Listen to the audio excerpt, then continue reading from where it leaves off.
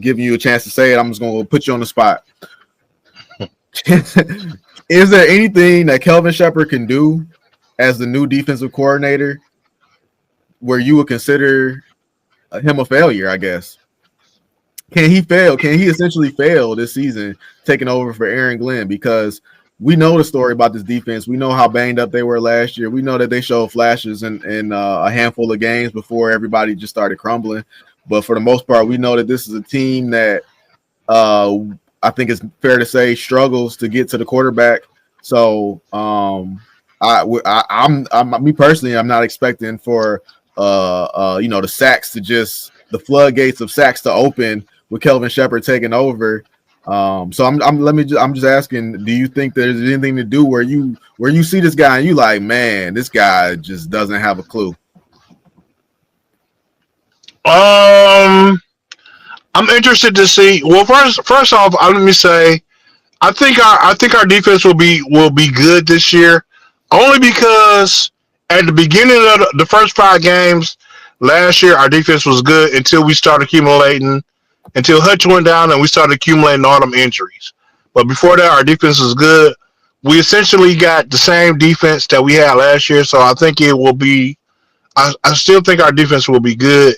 But as far as him messing up, the only thing I would say that would get me to think that is probably the same thing that I criticized Aaron Glenn about, not being able to make adjustments to the team you're facing. Like when the team is coming out, you came in with a game plan, you know what I'm saying, and that game plan is not going right. Now what? You can't stick to the same game plan. You've got to make adjustments. You got to go in. You got to talk to your team. You got to switch things around. You've got to adjust. If he cannot do that, that would be a failure to me. Other than that, or going too far, in the opposite direction. Like he goes out there, he's got a solid plan this season that we're gonna be physical.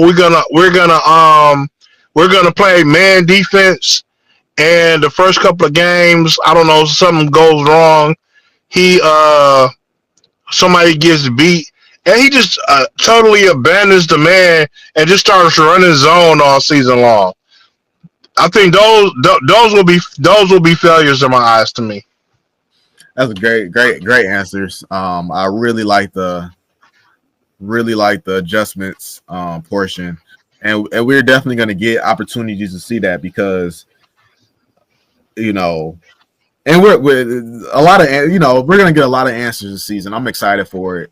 One of the questions that constantly come up between me and you is how far does Dan Campbell's reach go when it comes to game planning and that whole we want to put a bubble around that mobile quarterback. We don't want to attack him. We just want to bottle him up. That mentality. Was that an Aaron Glenn thing? Was that a Dan Campbell thing? Or was it a hybrid of both of them? And will Kelvin Sheppard have a different approach to mobile quarterbacks? Because I can speak for myself. The tactics that we've been using, in my opinion, have not been working. And it's just a frustrating game plan to watch get enacted on the field. So, yeah, how he approaches the mobile quarterback is something that I like that answer. I want to see that. I feel like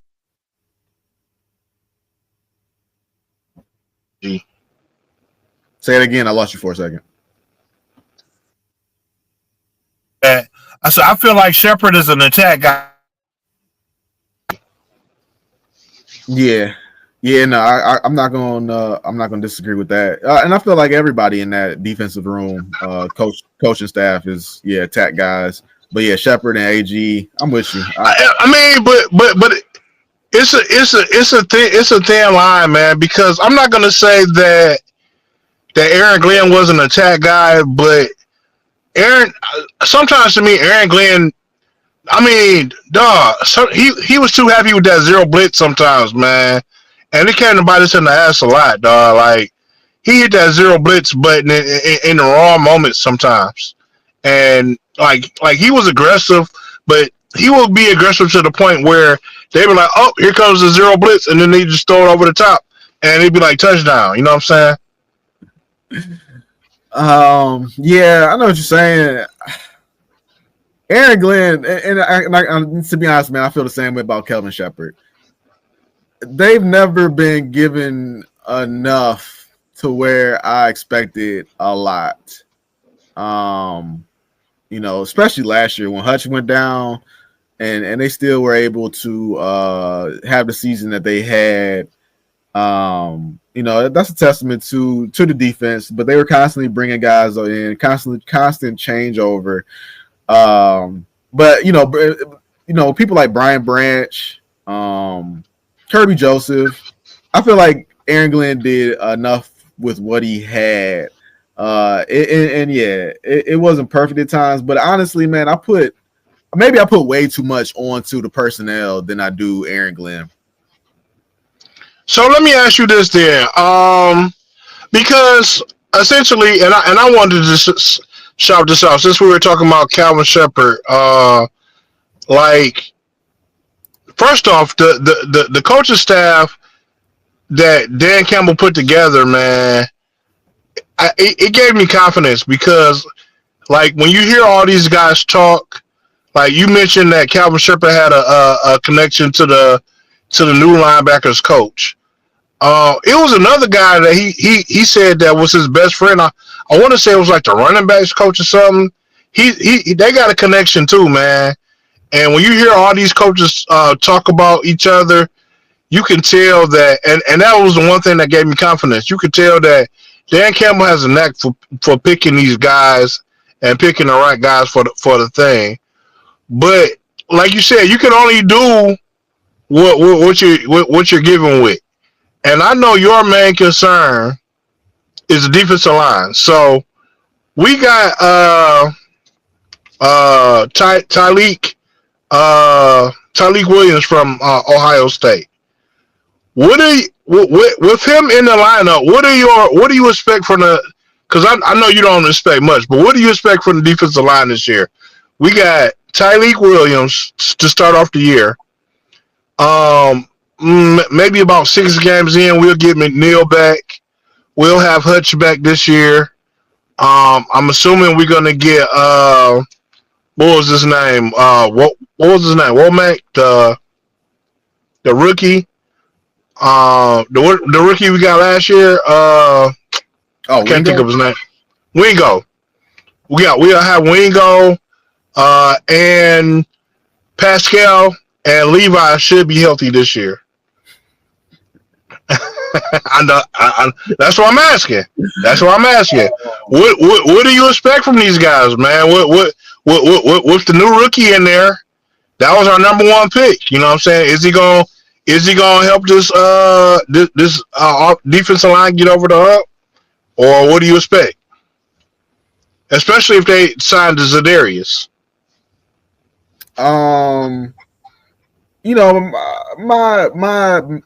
As far as Tyleek Williams, they said this guy was projected to be.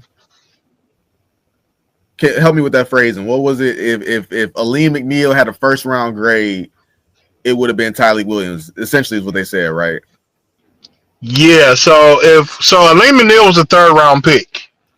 Tyleek Williams is what McNeil would have been if he was a 1st round pick. Yeah. So with that being said, then all I'm asking is go out there and put up, Aleem McNeil's rookie numbers. That's all I want to see. And I don't think Aleem McNeil had, record-breaking rookie numbers. But if you could go out there and you could duplicate that at the minimum, at the bare minimum, or somewhere around there, I think you had a successful rookie season. I don't want to hear about he's got this nagging injury. I don't want to hear about his conditioning. None of those words. I don't want to hear any of that. I'm hoping that he plays majority of his rookie season and has an impact out there. As far as the rest of the guys, it all starts and ends with Hutchinson. What's Hutchinson going to be coming back? Like I said, I told you, the Falcons and the Rams made it to the Super Bowl with one guy who led the league in sacks, and I don't think Hutch is going to lead the league in sacks this year, but he's just got to get back to where he was, and I think that's where I'm at. The bar is so essentially the bar is low for this defensive line. I'm not expecting a whole lot. It's the same, they've added Tyleik Williams. We're gonna lose Lee McNeil for some time, so that's kind of a push. And then like you said, people are trying to speculate when we're gonna see Hutchinson back out on the field. And what's he gonna be? I mean, I'm not doubting that he's gonna be the same guy he's always been, but it's just what's the timeline for him to get back to form? And at the same time, will we eventually get back to, hey, when are we going to get a defensive end opposite of Hutch? Because actually, I think Hutch is good to go, man. I've been watching a couple of his workouts, man, and he seems good. He seems good to go. I think we'll get him game one. I've been watching the training video that I saw him doing. His lateral was good. He's running full speed. He's running up steps. He's shuffling from side to side. I think we get Hutch game one. Like I said before, we may not get McNeil till probably about game 6 weeks in. But essentially, this is my thoughts on the same question that I asked you. Is that so the other guys that I mentioned, Wingo, Pascal, I do expect them to step up. I don't expect a whole bunch of production, more than what we've seen from them, but I do expect them to pick up the slack. But essentially, now what we have now on our defensive line, what we didn't have before, is essentially 2 first-round picks, whereas before Hutch was the only first-round pick that we had out there. So while Tyleik Hill is still a rookie, I do expect to see production from him, way more than what we saw from Aleem, his rookie season. I feel like we might even get from Tyleik what we got from Aleem, maybe not last year, maybe last year or the year before. You know what I'm saying? Those numbers from them. And then when Aleem comes back, that's even another force. So then you have Hutch, Aleem, and Tyleik coming up the middle. You know what I'm saying? Which actually gives us a pretty good rush. You know what I'm saying? With the other guys just picking up the slack. So, no, this was all about the coaching of it and the coaching and how the personnel is gonna mix. So depending on how they're used, man, I feel like this might be the year we actually get a decent rush from our line. I'm not saying an elite rush. I'm not saying I'm just saying a decent rush from our line this year. So we do still have. We do still have DJ Reader. See, it's gonna mess me up every time. Right. We still got DJ Reader. I'm not a big fan of DJ Reader either. But he is still on the team. He's on his last year. So you would definitely get production from him though. I wouldn't go as far as to say that I would rather not have him than actually have him. So I'm not gonna go that far.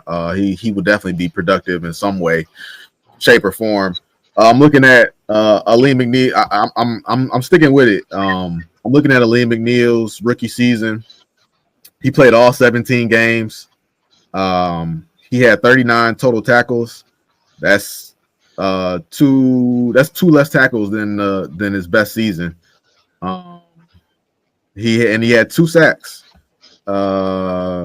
That's about it. And that's and if Tyler Williams has that year, I'll give him a thumbs up. I would love in 2 sacks. You know, if Tyler Williams give me more than 2 sacks, then I'll stand by that pick. You know, I mean, I'm standing by the pick right now, but I don't love the pick. It just makes sense.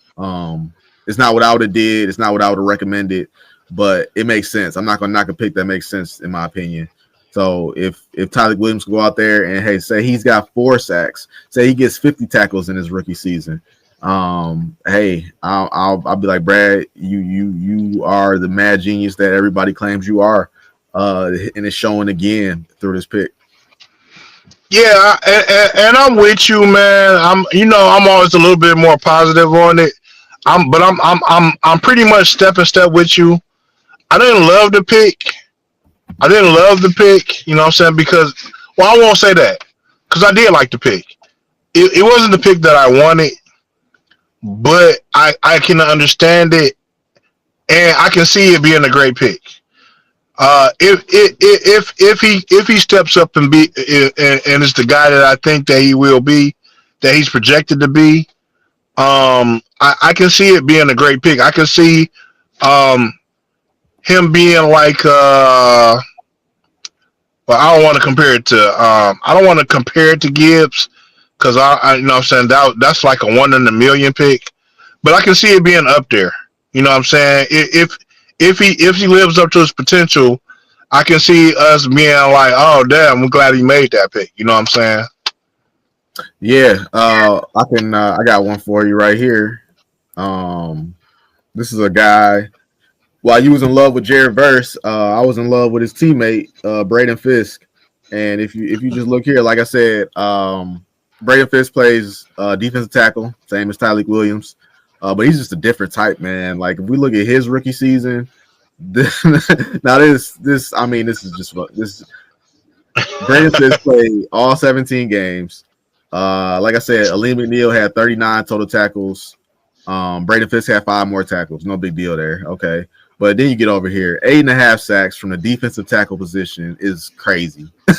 You know, that's compared to Aleem McNeil's 2 sacks in his rookie season. And then he had 2 forced fumbles, 2 fumble recoveries. You know, the stuffs is what it is. McNeil I think he had 1 stuff. Braden Fisk had 6. So, you know, that's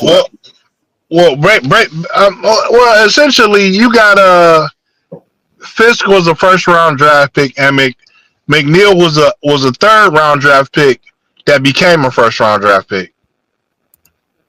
Yeah, but I'm saying, oh yeah, okay, I see what you're saying. My thing is, I don't think that if this was the second round pick. He was a 2nd round pick. Okay. Yeah, but I see what you're saying though. You should expect more production from a first round than you would a 3rd round. But I'm saying I don't know if his talent is exactly, you know, I don't think he should have been drafted in the 1st round. I guess that's how I would phrase that. And Tyleik, you talking about Tyleik? I'm talking about Tyleik. I think this is one of those situations where people would say, "Oh, this guy was a so and so talent," and then Brad would come back and say, "Hey, we liked him, and we went up and got our guy." I think this is a we went up and got our guy situation. Wow. Okay. Yeah. Okay. Well, we had to see we had to see what his production is this year. Yeah. No, I'm excited for it, man. I guess I saved the best for last. So look, man. Check it out.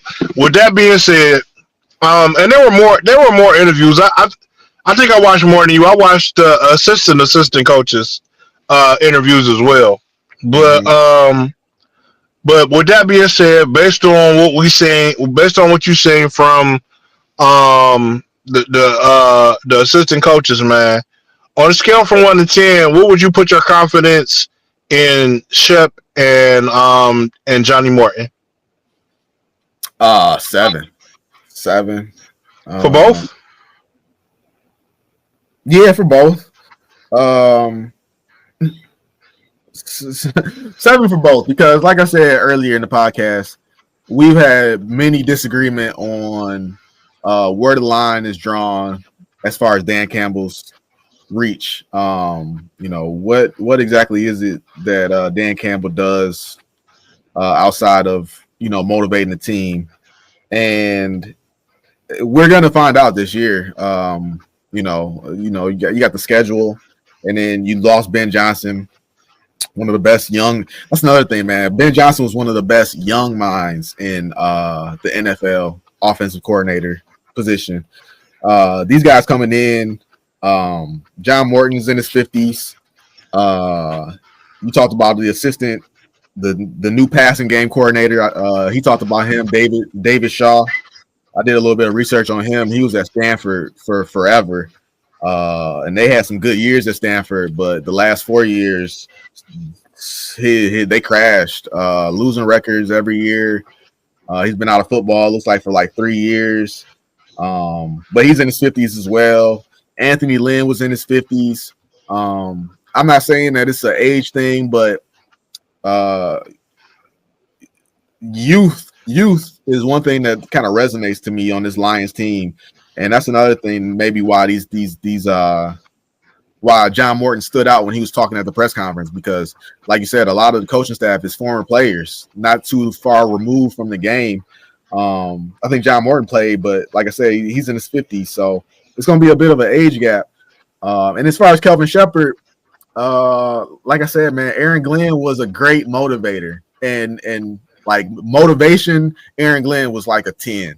And to your point, X's and O's, he was like he was good. He was like 5 or 6. And I think Kelvin Sheppard is going to be the opposite. It's really going to be the opposite. I'm not going to say Kelvin Sheppard is going to be a 10, but he's going to be I'm not saying he's a 10 as far as X's and O's, but I think Kelvin Sheppard strikes me as a more of an X's and O's guy, and he has a motivating factor about him, but he's no AG. I mean, I don't think anybody will argue that. He doesn't have the charisma that AG has. So I would say a 7. What about you? I would give I'm a little more optimistic than you. I would give Shep about a 9. I usually am. I was thinking it. I would give Shep about a 9, only because I'm with you, man. I think that he got a chance to you ever sat on the side of a chessboard while two people were playing, and you can see things that the actual players can't see because you're sitting off to the side. Mm-hmm. I feel like that for Shep, man. I feel like he got a chance to watch Aaron Glenn while he was playing chess, and he got to see a couple of things outside of the game from the side that Aaron Glenn couldn't see, and he's gonna take that same defense and apply those things he saw while he was sitting off to the side, and make great adjustments.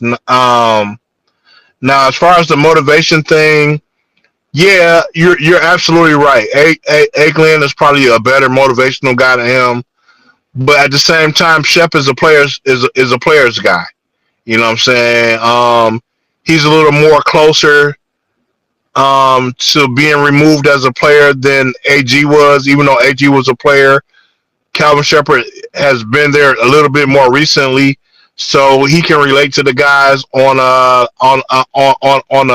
player, on a more of a player level. You know what I'm saying? He's making that transition into coaches, so I feel like he's got a way of motivation too. It's just in a different way. You know what I'm saying?